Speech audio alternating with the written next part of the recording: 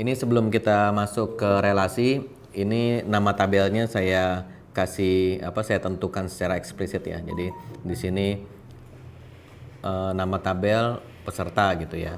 Nah, nanti terserah apakah di sini mau pakai prefix atau enggak, misalnya master peserta gitu ya. Bebas saja. Nah, walaupun tidak pakai, jadi dia biasanya dari nama kelas ini dibikin sama persis sama nama tabel di database gitu. Nah, ini kenapa tetap harus kita sebutkan, karena kadang-kadang kalau di Windows itu nama tabel tidak case sensitif, tapi begitu di deploy ke Linux langsung error dia gitu ya. Nah, jadi untuk amannya kita tentukan aja sendiri.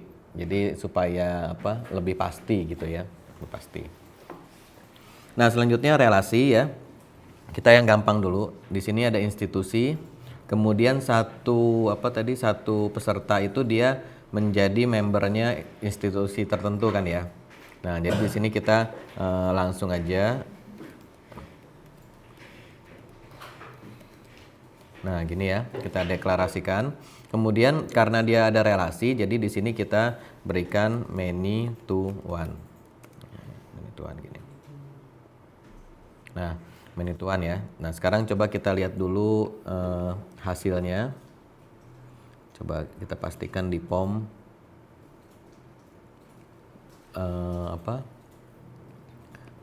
ininya disable. Nah, udah disable ya. Kemudian di sininya auto supaya dia generate. Nah, kalau sudah, sekarang kita drop dulu, create lagi, kosong. Nah, sekarang kita coba tes.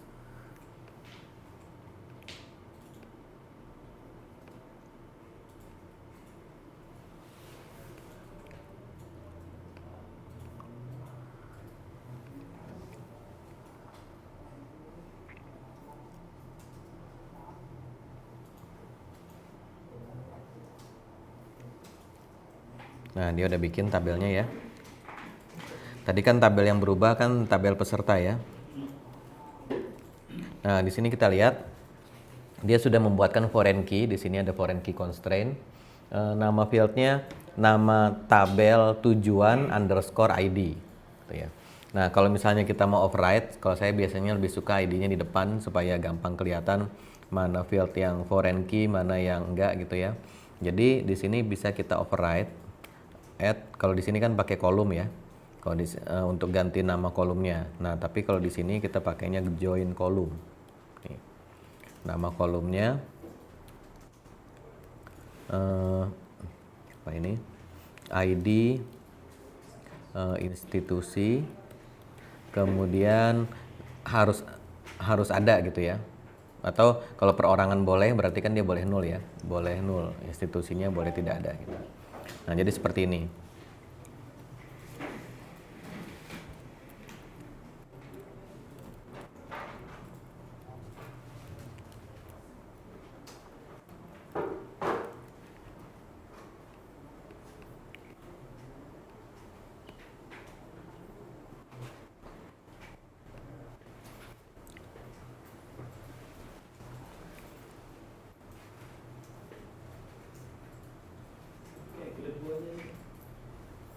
Nah, kenapa? Bukan nama kolomnya. Ini kan kalau kita biarin otomatis, ID-nya di belakang. Nah, saya maunya ID-nya di depan gitu. Nah, ini kan jadi di depan dia. Tadinya kan di belakang gitu. Oke. Nah, itu many to one ya, many to one. Jadi untuk relasi foreign key di sisi one-nya di institusi tidak perlu dibikin. Kalau butuh mau dibikin silahkan, tapi kalau enggak juga nggak apa-apa gitu ya. Berarti di detailnya ya? Di detailnya. Nah, ini kan karena dia relasinya kan artinya biasanya kita lihat peserta, terus ada institusinya. Kalau institusi dihapus, peserta kan belum tentu dihapus ya. Bisa jadi kita set jadi nol aja gitu ya. Artinya dia relasinya bukan relasi parent child. Kalau parent child itu kan kalau parentnya dihapus ya childnya nggak ada master detail, udah nggak ada apa nggak ada relevansinya kan. Tapi kalau ini kan dihapus institusi tapi pesertanya kan bisa jadi tetap tetap ada gitu kan, dia pernah ikut training lah apalah gitu kan, walaupun institusinya sudah tidak ada lagi gitu, atau ya, dia pindah atau gimana. Nah sekarang kita coba yang kelas ya. Kelas ini kan dia punya master detail kan, ini masternya detailnya ada dua ya kan, detail materi dan detail peserta gitu ya. Nah jadi di sini tentunya kita bikin relasinya private apa nih materi ya, materi yang dipelajari, kemudian ini manituan ke materi, add join column, name,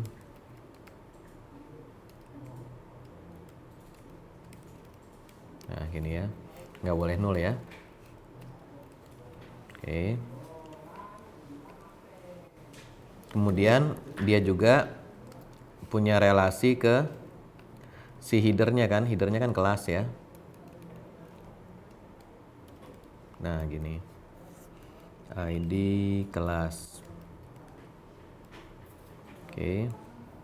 Nah kemudian di sisi kelasnya list kan banyak ya, many ya. Jadi kita bisa pakai list, bisa pakai set boleh juga.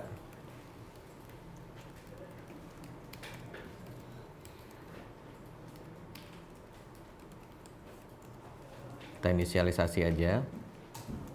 Nah, kemudian di sini kita bikin one to many. Oke. Nah, karena ini ada apa nyambungnya sama di sisi sebelah sana itu sudah ada many to one ya. Jadi kita harus kasih tahu ke sini bahwa ini sudah di mapping. Tuh ya, sudah di mapping. Map by. Nah, di sini nama propertinya apa? Nama propertinya adalah kelas. Ini ya, nama properti, bukan nama kolom tapi nama variabel ya. Nah, gini. Jadi nanti ini akan jadi si Hibernate ini kan nggak tahu kalau di sebelah sana mappingnya itu mengacu ke relasi yang sama kan, dia nggak tahu ya. Jadi kalau misalnya kita nggak pakai ini, nanti waktu kita melakukan perubahan, misalnya kita save atau kita update gitu, dia akan jalanin 2 kali query. Yang pertama dia insert ke sini, kemudian dia update lagi tabelnya gitu. Yang pertama untuk menginsert detailnya, setelah itu untuk ngeset relasinya. Jadi diupdate. Set ID kelas sama dengan ID-nya ini, padahal ya dia juga tuh. Pak ini, Ya. ini artian antara kelas sama materi itu sebenarnya many to many. One to many. Iya, kelas sama materi many to many. Jadi turun satu tabel gitu ya. Iya, jadi ada satu tabel ininya. Nah, seperti itu ya. Jadi nah, gini. Kemudian karena dia many itu apa parent child ya, karena dia parent child, maka kalau kelasnya dihapus tentu detailnya ikut dihapus juga kan, karena nggak relevan ada kelas ini tapi nggak ada kelasnya gitu kan, ada detailnya tapi nggak ada headernya gitu. Nah jadi di sini kita kasih cascade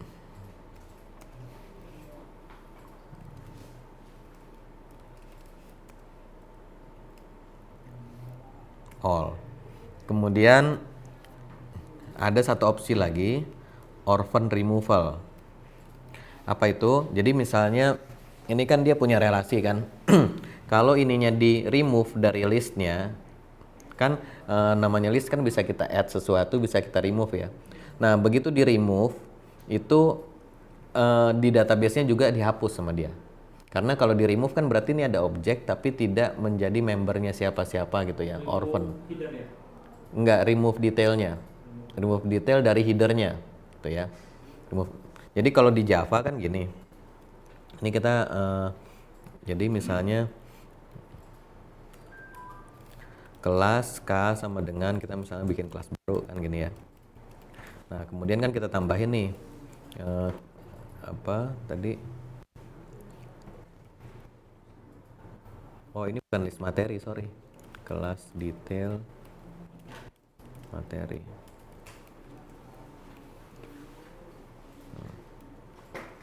Nah,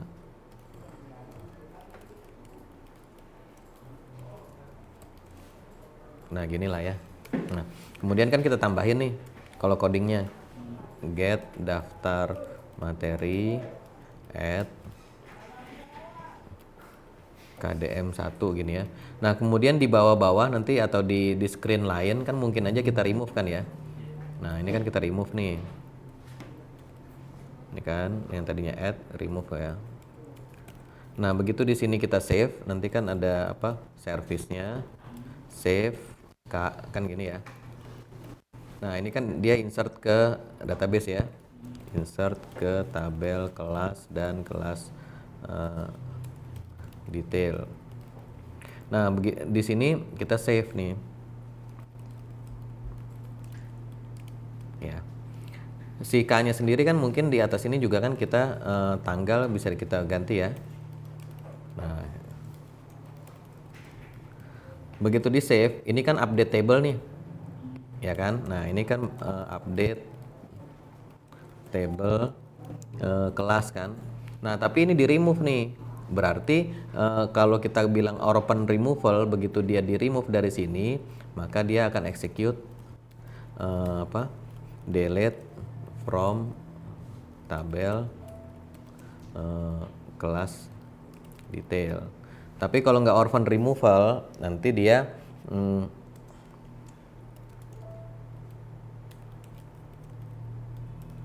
kalau nggak, maka dia cuma update aja, update set ID kelas sama dengan 0 gitu. Ya. Jadi yang dilakukan oleh service save ini kalau remove orphan ya dia delete nih.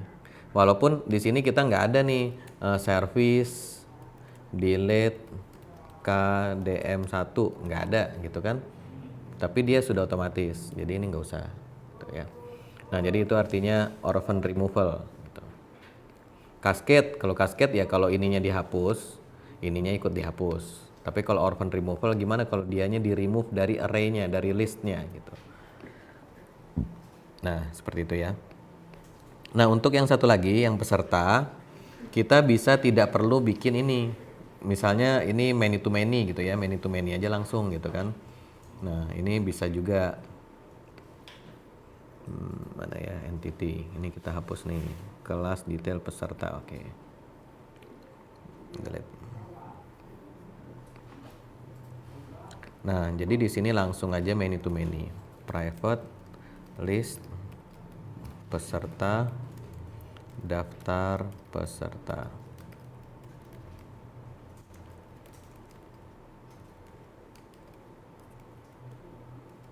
Nah, di sini add many to many. Oke. Nah, sekarang kita lihat dulu ininya apa skemanya yang dihasilkan dari seperti ini. Ini kan many to many ya. Kan kita baru ya. Nah, jadi kita lihat dulu apa yang terjadi, apa setting defaultnya yang dibikinkan sama Hibernate kalau kita cuman bilang ini many to many. Nanti dari situ baru kita customize gitu ya.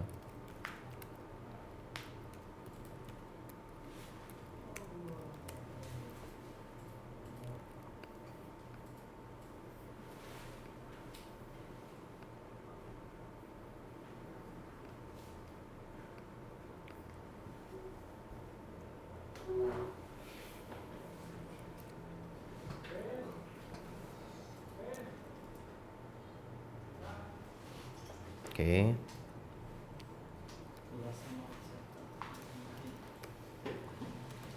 Nah, ini di sini ada kelas daftar peserta sama kelas detail materi. Nah, yang ini kan yang kita bikin sendiri nih, detail materi ya. Kalau yang ini kan daftar peserta. Ini yang dibikinkan sama Hibernate ya. Nah, nama ininya, nama tabelnya itu nama kelas yang tempat dia dideklarasikan underscore nama variabel ya, ini bukan nama tabelnya ya. Nah, kan ini ya kan.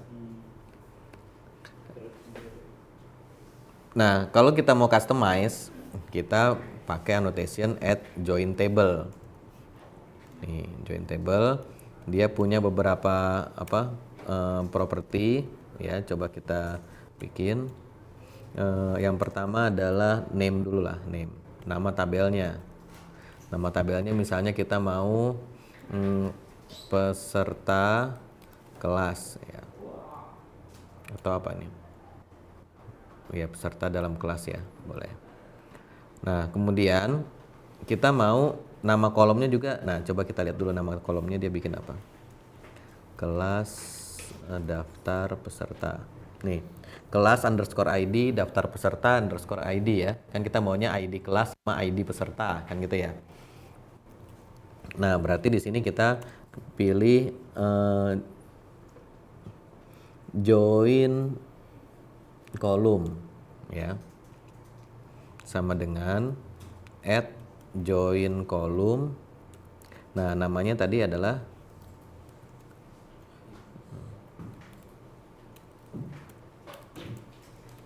ID kelas. Ini kan kita sedang berada di kelas ya. Nah, kemudian berarti sisi seberangnya inverse join kolom. Nah,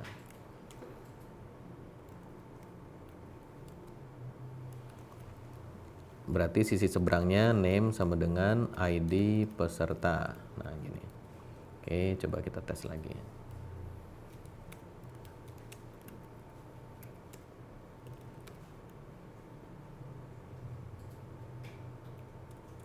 Wih.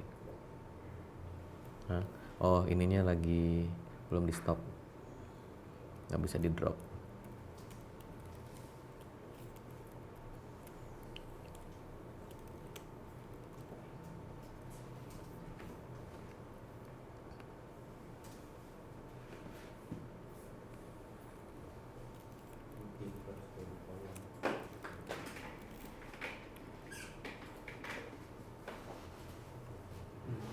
Oke. Nah, sekarang sudah ada peserta underscore kelas gitu ya. Coba kita lihat isinya. Nah, gini. Udah bener ya. ID kelas. Reference ke kelas ID peserta, reference ke sini. Oke, udah bener. Nah, tadi kita punya yang ini materi. Kenapa bisa juga kan ini kita bikin many to many ya. Nah, kenapa kita bikin ini? Ini salah satu alasannya biasanya kalau di sini kita mau kasih urutan. Nah, jadi kalau ada field atau informasi lain selain dari yang relasinya kan kita butuh ini ya. Nah, di sini null label aja. Nah, jadi ada informasinya yang mana duluan materinya nih, jangan sampai ini ya terbalik-balik gitu kan. Misalnya fundamental dulu, habis itu ini gitu. Nah, jadi seperti itu. Ya, alasannya kira-kira seperti itulah ya. Nah, jadi ini relasi seperti ini kita sudah lihat many to one. Kemudian ada tadi one to many ya. Kemudian nah di sini many to one itu tidak harus ada pasangan one to many-nya. Nih. Dia kan punya institusi, berarti institusinya kan sisi one-nya. Berarti di sini bisa saja kalau kita mau kita bisa bilang list peserta gitu ya, supaya kita bisa dapat variabel yang bisa waktu institusi kita query institusi langsung bisa di looping gitu kan. Misalnya get institusi dengan kode sekian gitu ya, dapat objeknya, kita mau looping misalnya looping pesertanya. Berarti kan udah ada variabel, harus ada variabelnya kan. Kalau enggak kan nggak bisa di looping. Benar nggak? Nih, contohnya kayak gini. Kita query kelas nih. Dapat kelas, ya kan? Kemudian untuk menampilkan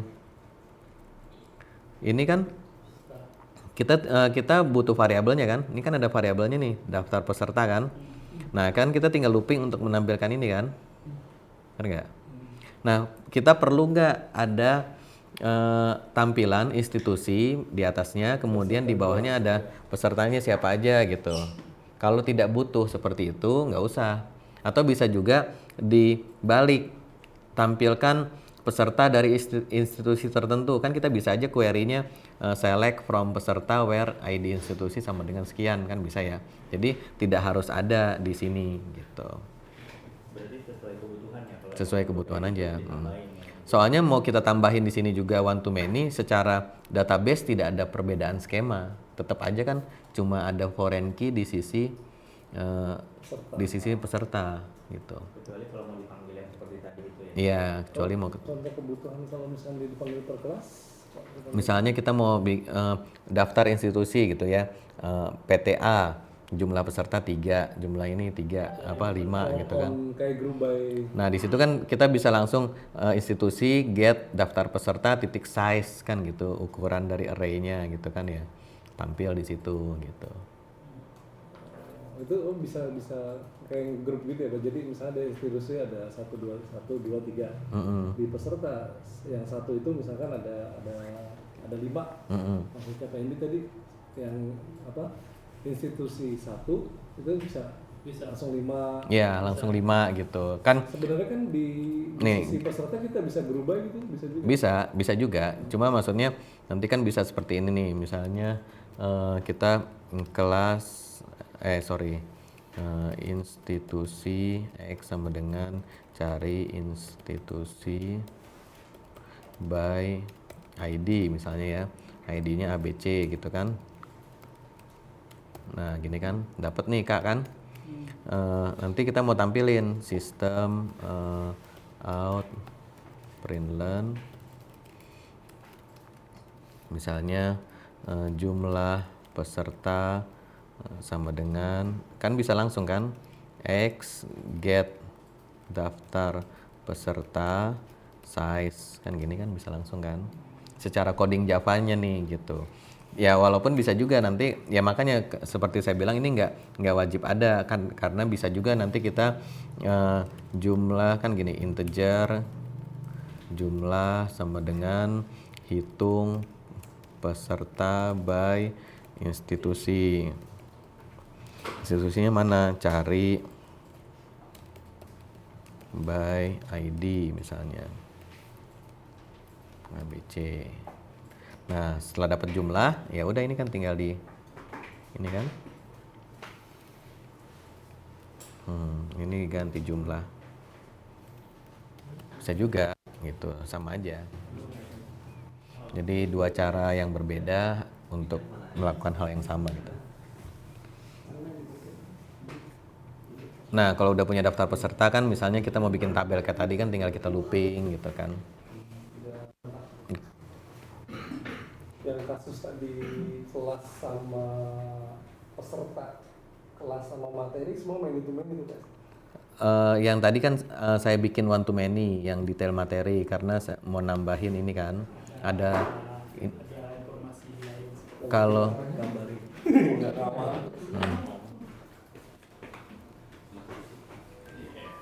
Many to many sebenarnya. many to many, cuman ada tambahan fieldnya. Makanya dia turun berapa?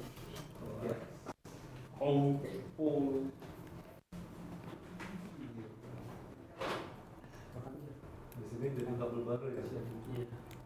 Kalau ada informasi yang dibutuhin.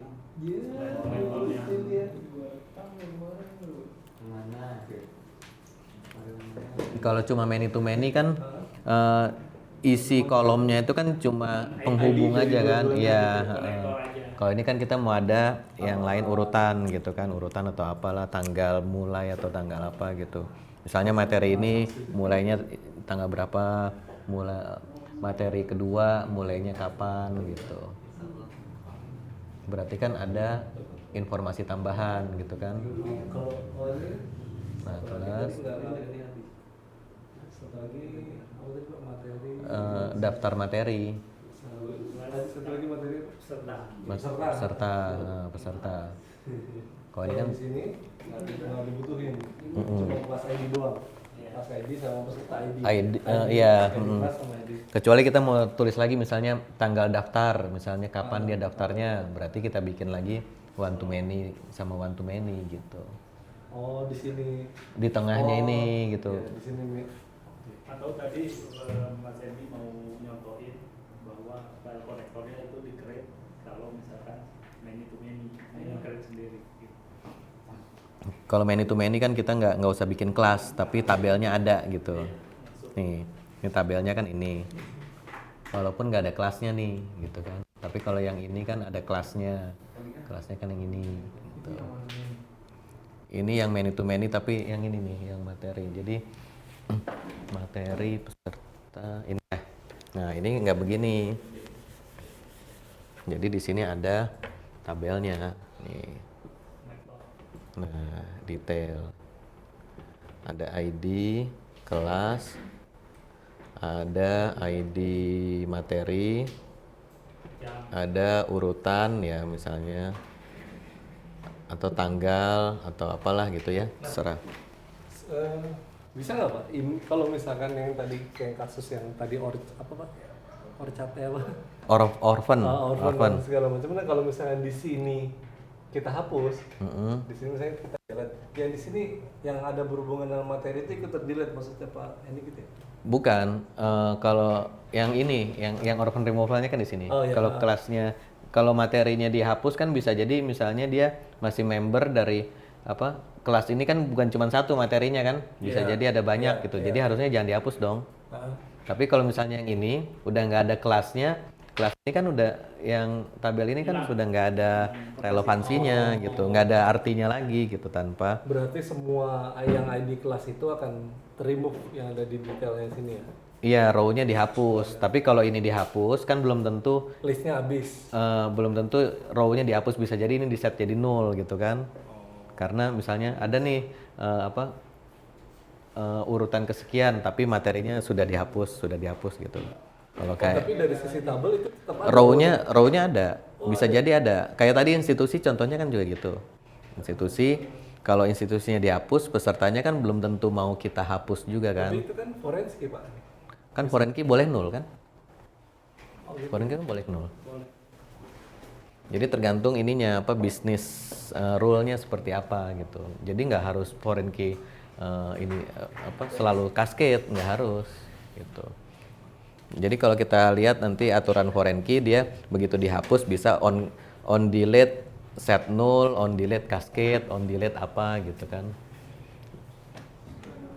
Nah, makanya bedanya relasi foreign child parent child sama one to many yaitu kalau parent child artinya hidupnya dia tergantung dari parentnya, begitu parentnya hilang dia harus ikut hilang gitu. Entity lemah. Iya strong ya Tapi kalau misalnya yang tadi kalau yang di sini ya dihilangkan dia belum tentu hilang gitu.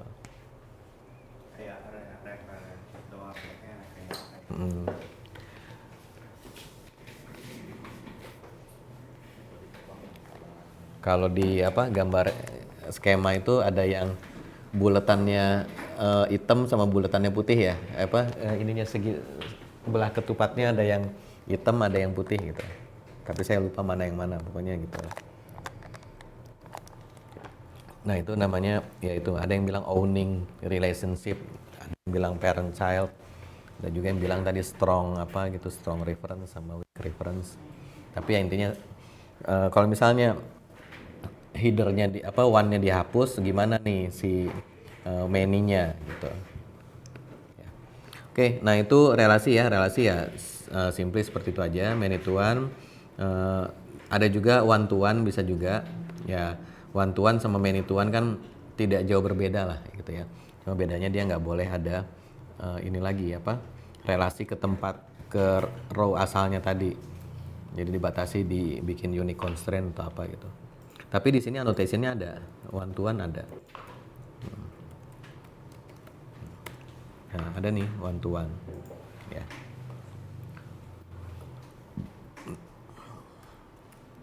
Oke, nah ini relasinya sudah. Kita lihat juga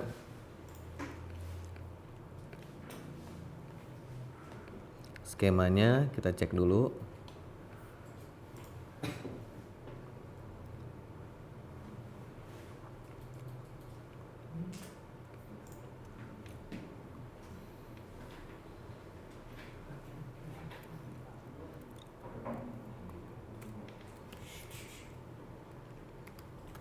Nah, udah ada semua ya. Kemudian kita cek yang peserta.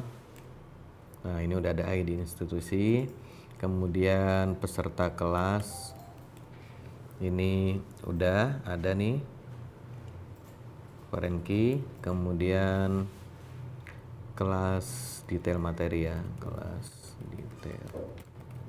Nah, gini ya. Oke. Nah, selanjutnya,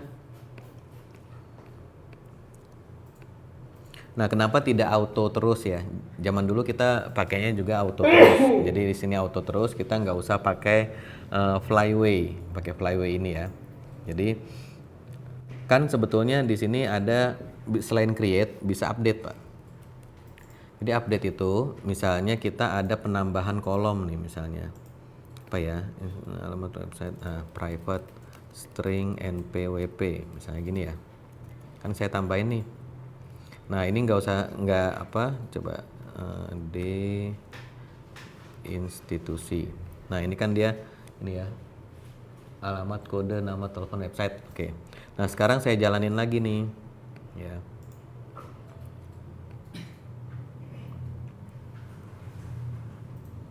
Nah, begitu dijalanin karena ada field baru di sini nanti dia akan muncul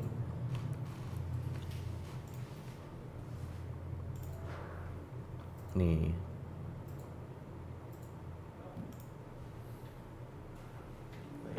Masih ada ya, nggak apa-apa. Mana ya? Table found. Website bla bla bla. Nih, di sini ada updating skema ya. Updating skema. Jadi dia akan mengupdate ininya, skemanya nih. Skema update complete ya. Sekarang kita lihat. Nah, sekarang sudah ada nih NPWP. Tadinya nggak ada, ya kan? Nah, ini update. Sebetulnya pakai ini juga kan bisa gampang gitu kan ya. Karena begitu nambah-nambah kolom, ya udah tinggal ditambahin gitu. Nah, cuma di sini kalau kita merename ya, misalnya di sini nomor pokok wajib pajak ini ya. Misal. Kemudian kita jalanin lagi.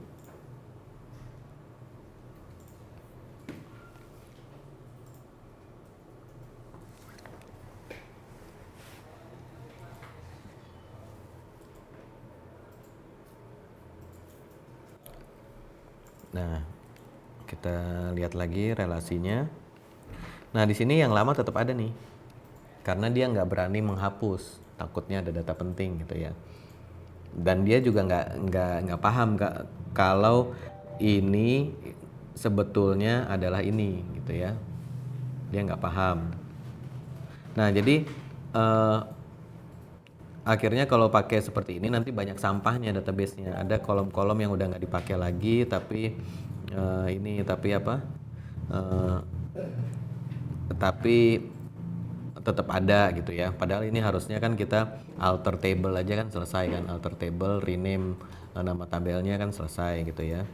Nah, jadi yang seperti ini kekurangannya kalau kita menggunakan ini tadi ya, auto. Terus kemudian juga tidak konsisten, artinya kalau kita jalanin di database yang lama dengan database fresh baru install, kita jalanin aplikasinya, sama kita jalanin juga aplikasinya di yang sudah existing nih, kan pasti beda skemanya.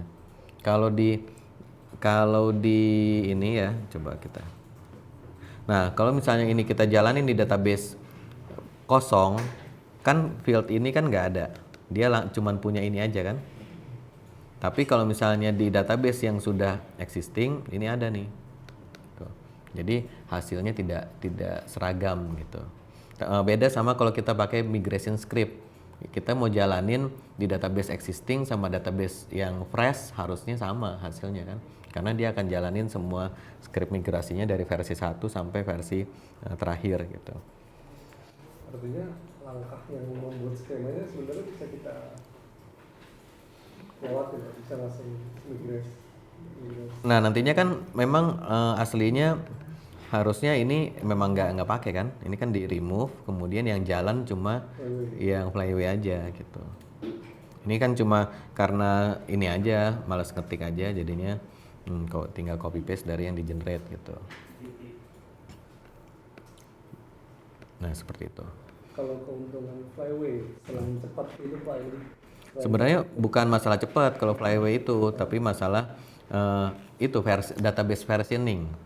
di situ Database versioning. Jadi versi aplikasi kita selalu sama dengan versi skema database-nya gitu. Kalau aplikasi kita naik versi ya dia pasti ada script untuk menaikkan versi skemanya gitu. Nah, kalau misalnya dia rollback berarti harus bisa dari skema yang baru ini dibalikin lagi ke skema yang lama gitu. itu bisa. Bisa. Jadi si flyway itu dia bisa rollback. Nah.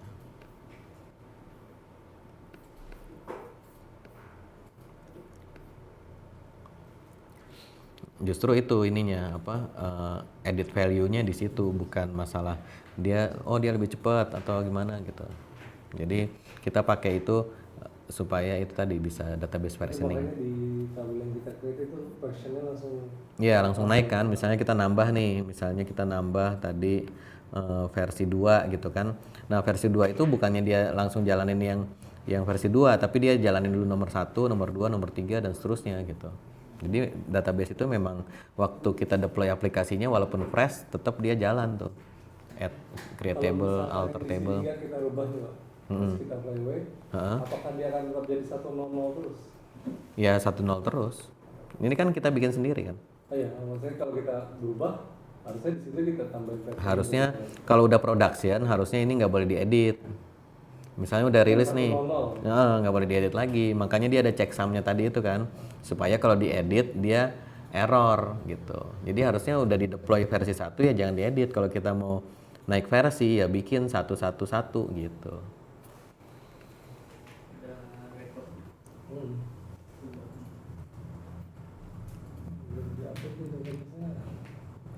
Jadi biar lebih terkontrol ininya benar-benar database-nya.